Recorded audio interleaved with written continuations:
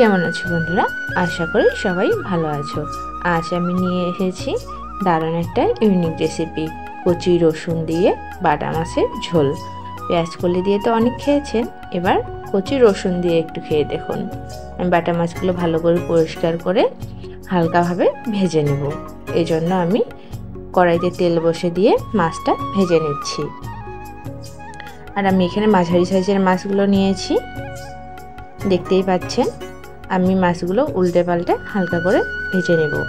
পেঁয়াজ কলি দিয়ে তো অনেক খেয়েছেন পাতা পেঁয়াজ দিয়ে, কিন্তু এটা হচ্ছে কচি রসুন দিয়ে, অনেকটা পাতা পেঁয়াজের মতো। মাছটা ভেজে নিয়ে আমি উঠিয়ে নিচ্ছি। আর এই তরকারিটা হয়তো অন্য কোথাও খাওয়া হয়নি, আর আমাদের দিনাজপুরের উত্তরবঙ্গের এই তরকারিটা কিন্তু প্রায়শই খাওয়া হয়। এই যে দেখুন, আমি এভাবে রসুনটা মাঝখানে কেটে নিচ্ছি, মানে চিড়ে নিচ্ছি। চিড়ে নেওয়ার পরে এভাবে কেটে নিতে হবে। আর এই রসুনের তরকারিটা কিন্তু এরকম ছোট ছোট রসুন দিয়ে ভালো হয়, বড় রসুন হলে কিন্তু ভালো লাগবে না। বড় রসুন হয়ে গেলে একটা গন্ধ আসবে। আর এরকম ছোট ছোট কচি রসুনটা না একটা সুন্দর মিষ্টি মিষ্টি ভাব থাকে, আর একটা ঘ্রাণ বের হয়।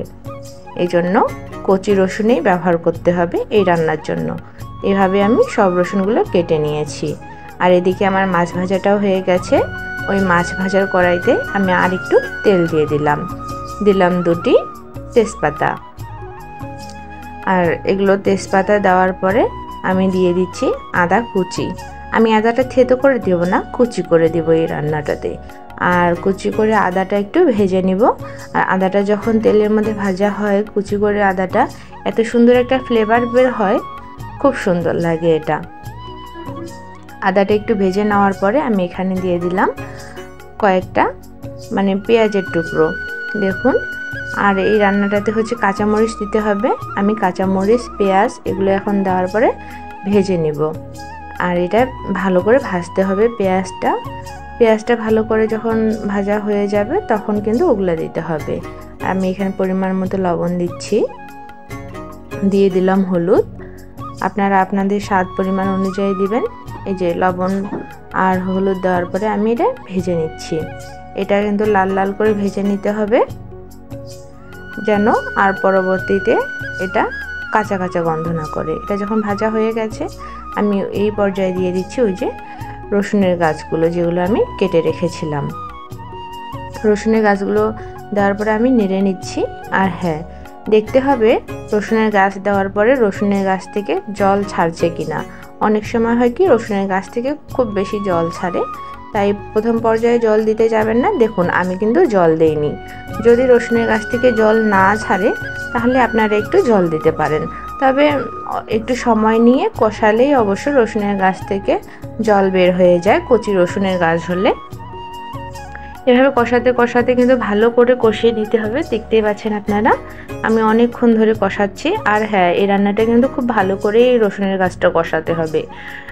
রসুনের গাছটা ভালো করে কষাতে না পারলে কিন্তু একটা উটকো গন্ধ ছাড়বে। আমি আশা করি যে দিনাজপুর বঙ্গের যেই জায়গাগুলোতে রসুনের চাষাবাদ হয়, সেই জায়গার মানুষ অবশ্যই এইভাবে মাছ খেয়ে থেকেছেন। দেখুন, আমি কিন্তু খুব ভালো করে কষিয়ে নিচ্ছি। আমার রসুনের গাছগুলো কিন্তু খুব সুন্দর নেতিয়ে এসেছে। দেখুন, মাখো মাখো একেবারে হয়ে গেছে। আর আবারও বলছি, এটা যদি ভালো করে না কষানো হয় তাহলে কিন্তু গন্ধ গন্ধ লাগতে পারে। আর এখানে আমি দিয়ে দিচ্ছি গরম জল, কাঁচা জল দিব না, গরম জল দিচ্ছি। আপনারা সবাই জানেন গরম জল তরকারিতে টেস্ট বাড়িয়ে তোলে।